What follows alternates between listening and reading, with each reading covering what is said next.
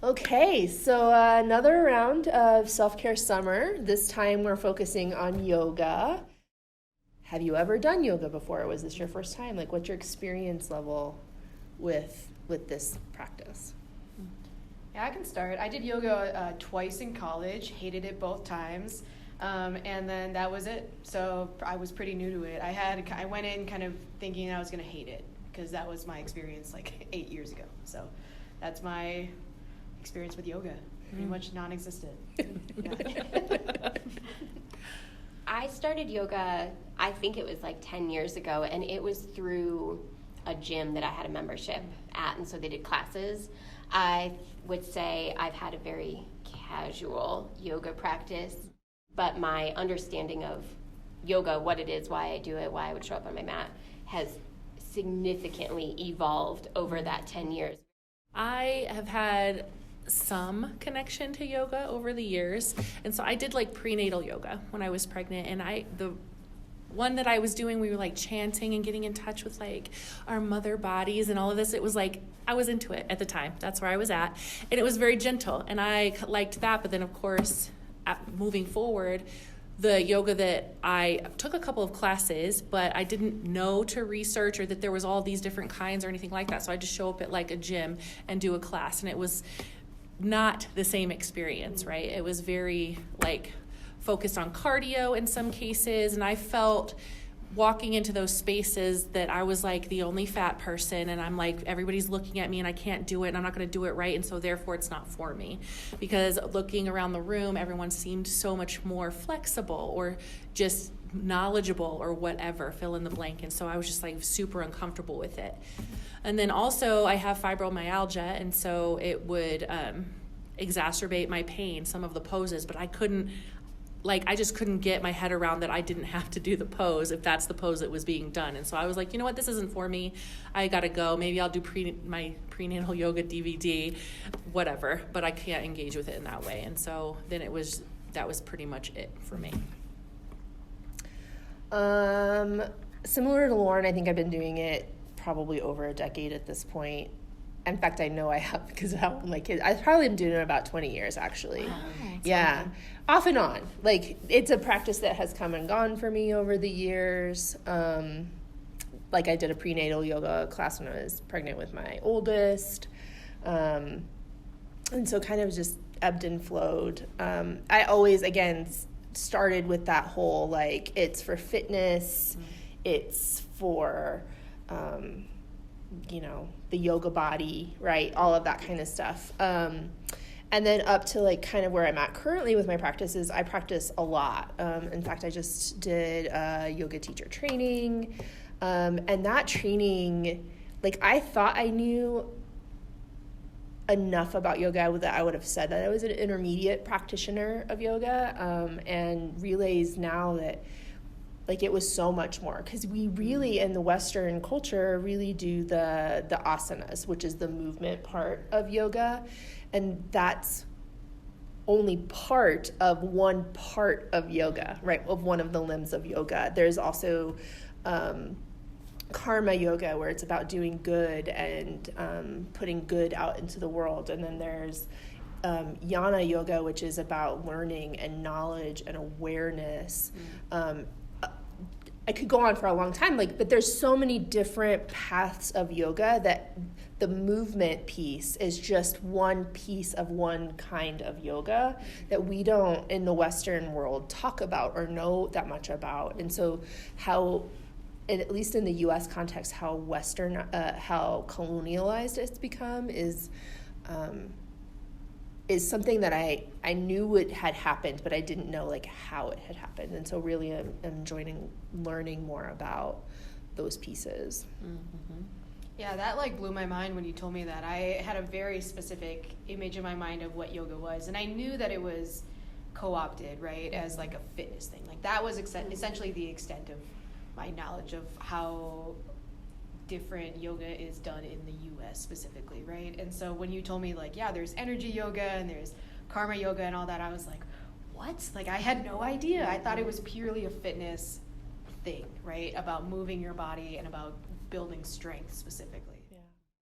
it's interesting how deep the like co-opting and westernization of yoga is in the United States in particular. Like Shavasana is very standard if you go to a class, but up until this moment, my understanding was that Shavasana was to like bring your heart rate down, right? Like let your body calm, and not necessarily to like kind of transition you, it sounds like, or kind of open you up to some of this more like mental work and these other pieces of existence, really.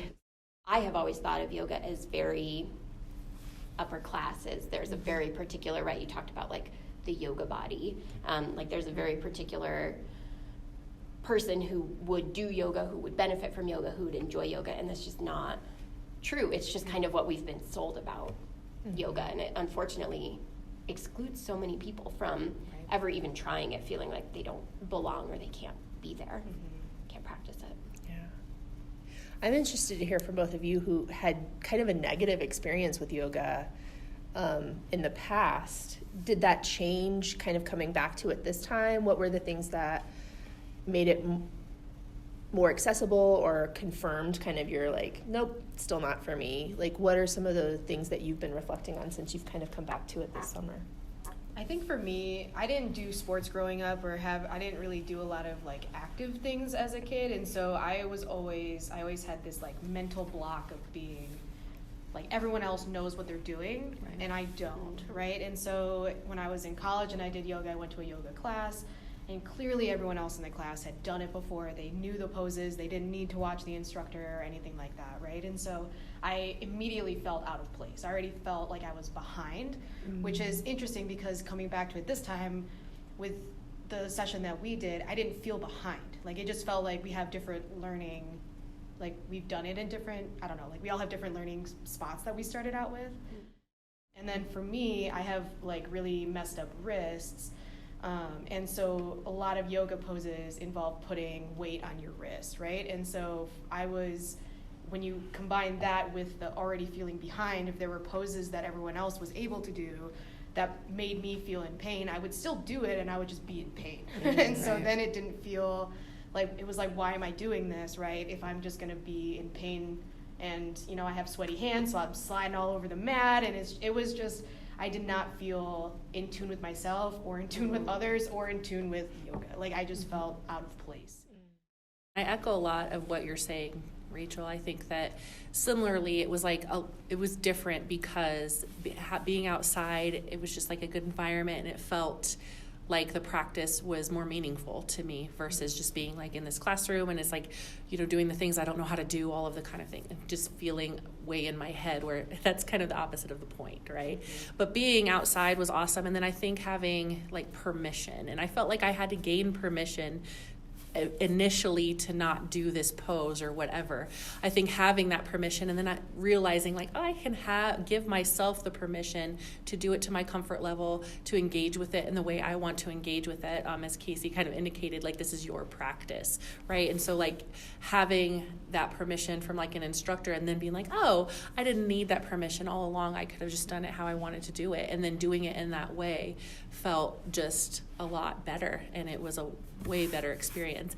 And I think too, acknowledging that there were different bodies in the space that didn't look this particular way was helpful to me to be like, oh, you know, this is really for everybody, right? And it can be a practice that you can engage with, you know, in whatever way, with whatever body, whatever's comfortable, etc. And so that was big for me.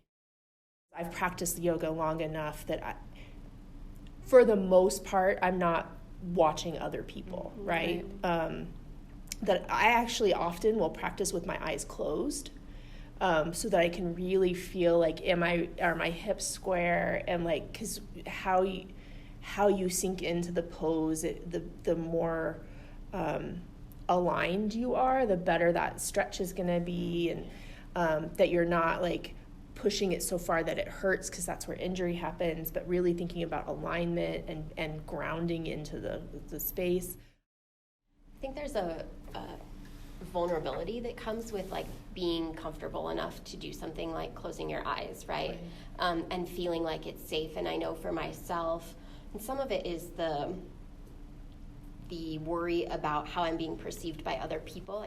But I have found when I do practice at home, and I use like free videos online to do yoga, that frees me up and kind of frees up my mental space to be able to do things like close my eyes and like really feel my alignment, feel how my body feels, and turn it into something that is more of a connected experience for me, a more grounded experience. So there's not a right or wrong way to do yoga. If you did a half-hour class but you spent 20 of those minutes in child's pose because that's what felt really good in your body, then you did yoga. Right. You did it and you benefited from it. If you did only 50% of the sun salutations or something, like, great, you did something that felt good for you. I think we get caught in this mindset that there's a right way to do it, a right way to look doing it, the right equipment to have for it, and you just don't need those things to really get the benefit of yoga. Right. When you thought about yoga as one of the part of our series, what were the things that you want survivors to know about practicing? I think coming from really hating it, when we were talking about doing yoga as one of our activities, I was like, all right, let's do it. Like, I'm not gonna like it, but a lot of people do. I think what's important that I got out of it, at least, is that you cannot do it for 10 years or however long and then come back and you can start where you're at, right? And so I don't think there's like this ship has sailed, like if you don't play soccer when you're 4, you might not have that chance to play on a team, right? But yoga's not really the same. There's no deadline that you have to do it by. And so when I was thinking about it this summer, I was like, this is a good example of me putting myself outside of my comfort zone. But that's the point, right, is to try different types of self-care and to see what does feel good and what doesn't. And this did feel different than what it used to. Whatever works for you is okay, because if you feel good with your eyes closed, if that gets you in tune, awesome. If you feel too vulnerable to close your eyes and not know where people are spatially, that's okay too. If you don't, if a pose feels vulnerable, like bending over, as that often happens with survivors, right? You don't have to do that. You can do something else. And so I just think permission. You have the permission to do whatever speaks to you. Most yoga instructors will not touch you without explicit verbal permission. So some yoga classes you'll go to, it's like they'll give you a token, like put it up if you are okay with modifications and put it down if you're not okay. Well, if I start a practice thinking I was okay with modifications and then had that emotional release, maybe I'm not cool with it anymore. So that token has expired, right? Like, so you still, even if you have the tokens in class, your instructor should be asking, can I assist you today, right? Can I provide an accommodation? And most instructors will provide verbal, like alignment tips before going straight to touching you too. And I would say if you show up in a class and some of those things that you say should happen don't happen, it's not a reflection of 100%. you. It's a reflection of an instructor who maybe isn't informed about how to work with somebody with trauma, or just to be mindful of consent. And so knowing that that's a good place to set a boundary. I know I can sometimes put those things on myself. Maybe I didn't advocate enough. Maybe I didn't speak up when I should have. And somebody should ask you. So it's okay to say that's not the right class for me then. Yeah, Right, totally. yeah. I think going back to what you were saying about how it's for everybody, right? Like, I think one of the nice things about how mainstream yoga is that there are specific spaces, right? So there's, yoga with LGBTQ folks, right? There's yoga that you can do if you have physical disabilities, right? There's all these different types. And so if your gender dysphoria is, particularly bad on a specific day, or just by doing yoga, finding a class that is specific for people who identify as queer or LGBTQ could be helpful with that, right? Or if you look at who is doing yoga and you don't see someone who has the same physical disability as you, just know that doesn't mean that you can't do it, right? It's not, you can still do those things, and just modify it to what feels good. Thanks for listening in on this Self-Care Summer Dialogue. You can follow along on Instagram and YouTube, and you can sign up to participate in some of our hosted events through our website at www.wgac.colostate.edu. That's www.wgac.colostate.edu.